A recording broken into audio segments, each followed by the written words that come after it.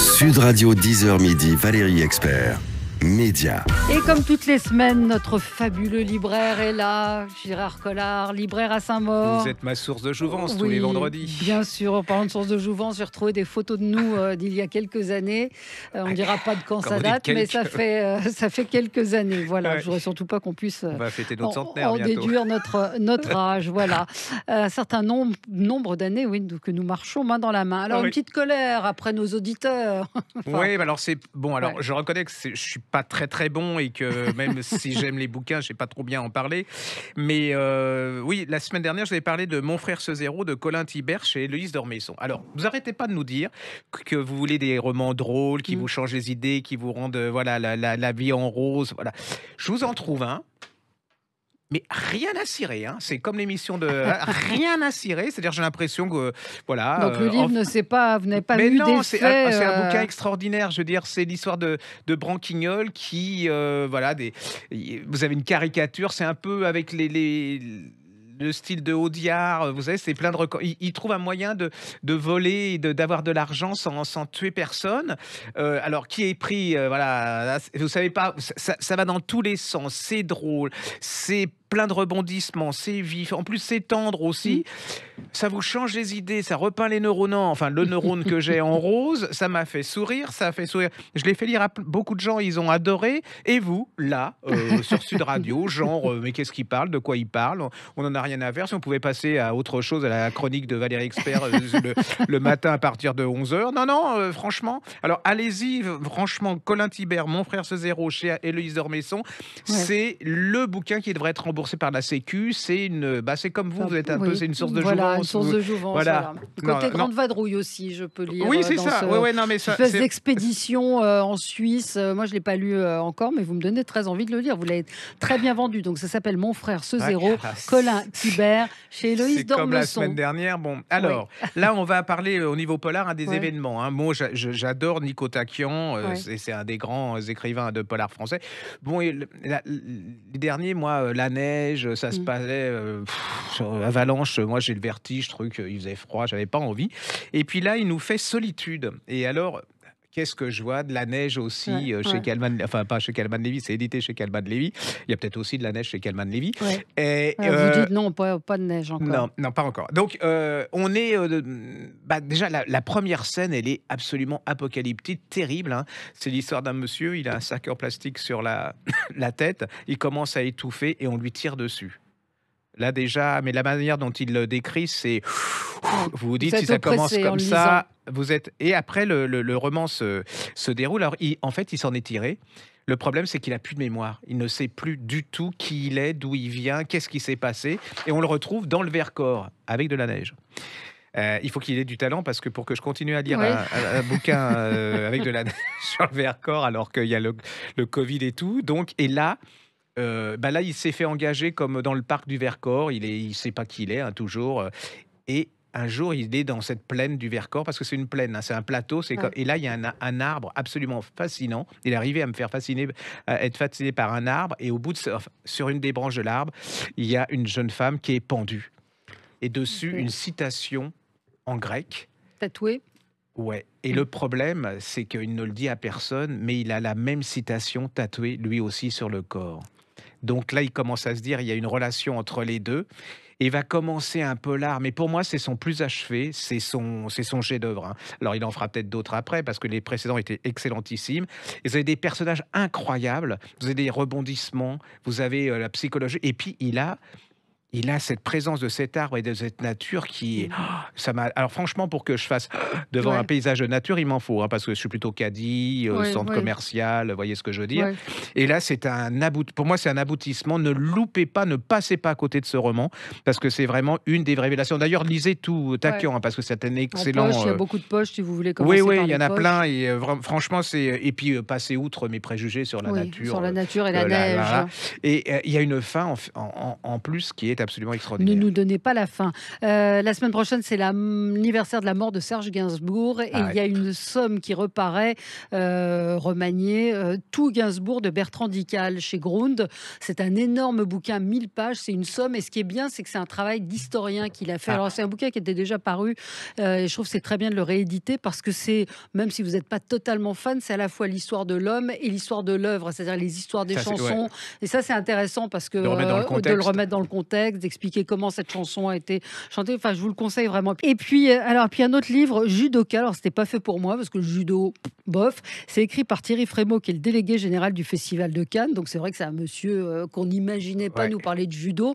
Judo. Et puis, j'ai commencé à le lire et je suis vraiment tombée dans ce bouquin parce qu'à la fois, c'est son histoire à lui. Il a été Judoka? judoka, il a été prof de judo. Il est ceinture noire, quatrième dan, voilà, je vous dis tout. Et en fait, c'est comment ce sport qui est un peu un sport mal aimé, hein, le judo, Ouais, c'était plus mode il y a quelques années. voilà, mais Ouais. c'est vrai qu'il raconte aussi l'histoire du judo qui est né en même temps que le cinéma. Donc évidemment, il fait un parallèle parce que avec les mots chute, il y a la chute, il y a le Ah. tapis rouge, le tapis bleu. Et j'ai trouvé que c'était intéressant parce qu'à la fois, c'est des mélanges de ses souvenirs, c'est la vie du créateur du judo. Moi, j'ai appris plein de choses. Et puis, ça parle de cinéma parce que c'est un type qui est très érudit, qui connaît très bien. Alors, il n'y a pas eu tellement de films de judo. Il y a eu beaucoup de Ouais. kung-fu, Oui, Kung Fu, oui. mais Non. pas le judo. Et moi, j'ai trouvé que c'était un livre vraiment intéressant, à la fois sur ce sport, sur cet homme qu'on découvre à travers le judo et comment le judo, surtout, a conditionné sa vie. Voilà, il l'a mené tout au long. Donc, c'est paru chez Stock. Ça s'appelle Judoka, Thierry Frémaux, et je vous le conseille vraiment. Nous, vous savez qu'on aime les poches, Oui. donc vient de paraître un livre qu'on avait défendu, mais alors vraiment plus pendant le confinement parce qu'il était parti. Ça s'appelle Rosie Price, Le rouge n'est plus Ouais. une couleur, Ouais. chez en livre de poche. Alors c'est l'histoire de c'est son premier roman, hein. C'est une histoire. Alors c'est une jeune femme. Bon, elle est très. Ça se passe à Londres, hein, dans les années 70, je pense.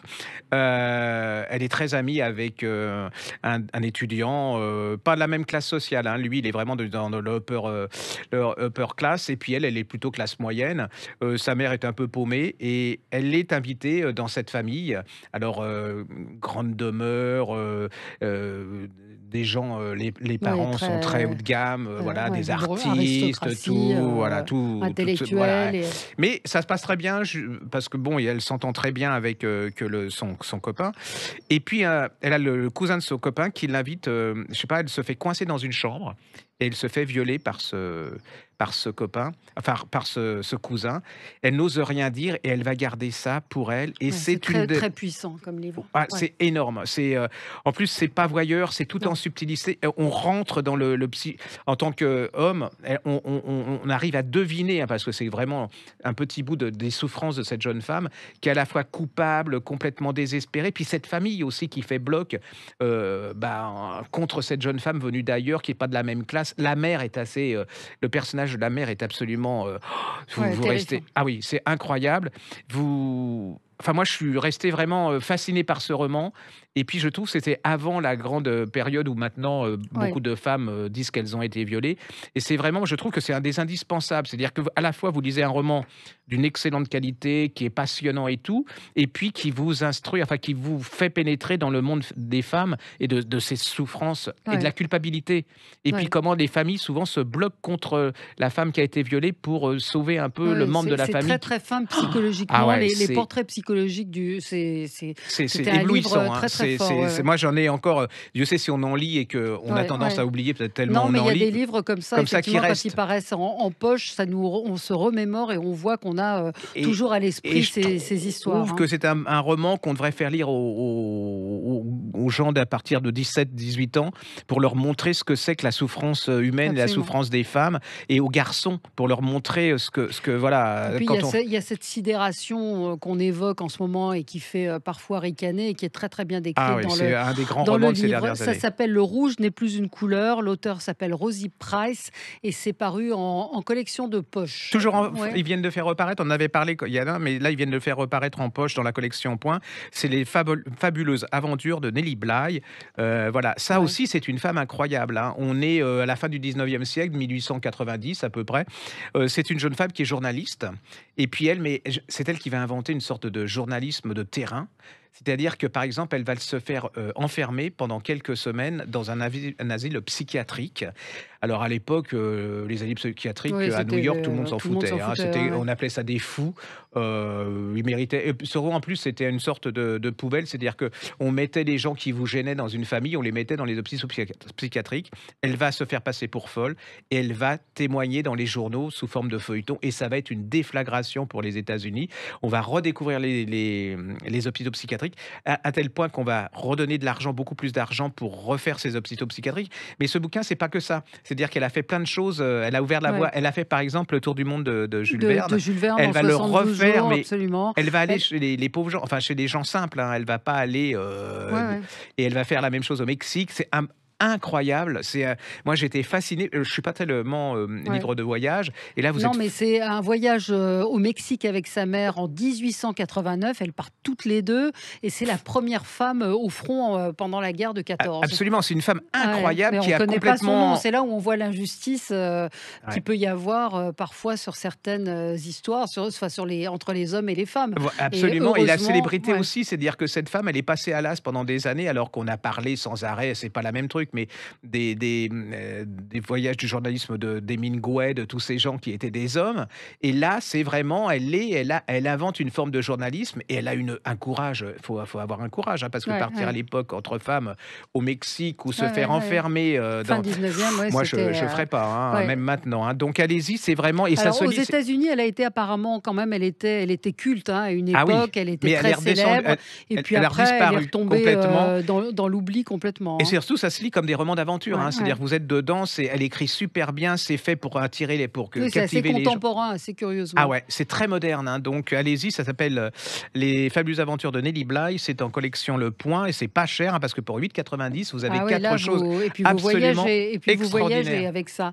Encore un? Un petit polar, Ouais. on avait des vendus, ça aussi s'appelle Le Jardin de Yu Young Ah Pyun. oui, absolument. Ça, c'était C'est génial. pervers, Génial. c'est Ouais, très terrible, c'est pervers. Ah, terrifiant. vous le lâchez pas. Ah, Celui-là, quand vous le commencez, c'est. Oui, j'ai vu, je l'ai reçu en poche aussi. Là, pareil, je me suis. Oh, ce c'est truc, l'histoire de c'était. ce couple.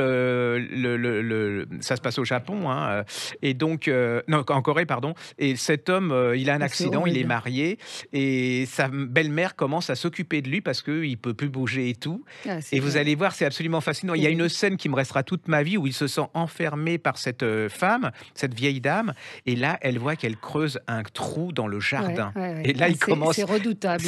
Voilà, c'est exactement, c'est redoutable, Ah c'est ouais. pervers, c'est pas glauque, enfin c'est pas, il y a pas de sang, il y a pas, et c'est psychologiquement dans le suspense. Moi, j'étais terrorisé par Ah oui, ce non, bouquin. on lit ce livre et on a la trouille, quoi. Ah ouais, Il n'y a pas d'autre c'est mot. Hein. absolument Ah, incroyable, ça c'est pas fonctionne cher, hein. très bien. Hein. C'est un tout petit livre. Ah ouais, C'est quoi? C'est Rivage c'est Noir. arrivé à jour, ça va vous scotcher, mais alors je vais vous dire, Le Jardin et l'auteur s'appelle Ai Young Pyun. oui, Alors je ça vous le s'écrit laisse le dire. H-Y-E-Y-O-U-N-G. P-Y-U-N, vous retenez Le Jardin, vous allez Voilà, au chez votre Rivage Noir, on vous libraire le trouvera. préféré, en Rivage Noir, on va vous le trouver. Mais alors ça, c'est garanti. Franchement, si vous n'êtes pas content, vous Ah nous non, envoyez une lettre d'insulte, je sais pas ce qu'il vous faut mais là. c'est vraiment bien. Un livre alors d'un comédien, Jonathan Zakaï, qu'on a vu dans le bureau des légendes. Il a écrit un livre qui s'appelle Ma femme écrit. Donc pareil, moi j'ai été attirée, vous savez, les livres, on en reçoit nous pas Ouais. mal par ce titre. Et en gros, il voit que sa femme, qui est scénariste, une histoire vraie, est en train d'écrire. Et elle veut pas lui dire sur quoi elle écrit. En fait, elle est en train d'écrire sur sa mère, sur la mère de Jonathan Zakaï. Et elle écrit l'histoire de sa mère. Et lui, il comprend pas. Il vient de perdre sa mère. Il a décidé d'écrire un roman sur elle. Donc, il comprend pas ce qui peut se passer. Sa mère était peintre, une femme assez exceptionnelle. Et donc, il raconte le jeu entre sa femme et lui. Il est un peu parano. Il se demande. Et puis, la question, c'est est-ce qu'on est propriétaire Ah ouais. de l'histoire de sa famille? Et donc, voilà, je vous laisse le découvrir. C'est vraiment un livre très sympa. Jonathan Zakaï a un talent fou de comédien, mais d'écrivain aussi. C'est paru chez Grasset, Ma femme écrit, où vous verrez ce comédien qui se dit mais sur quoi elle écrit, elle veut pas lui dire, et d'un seul coup cette parano qui se met en place, ça fait un roman très très réussi. Voilà, on a Voilà, fini. oui, On a on a fini. fini. Voilà. Merci, à la semaine prochaine, Gérard.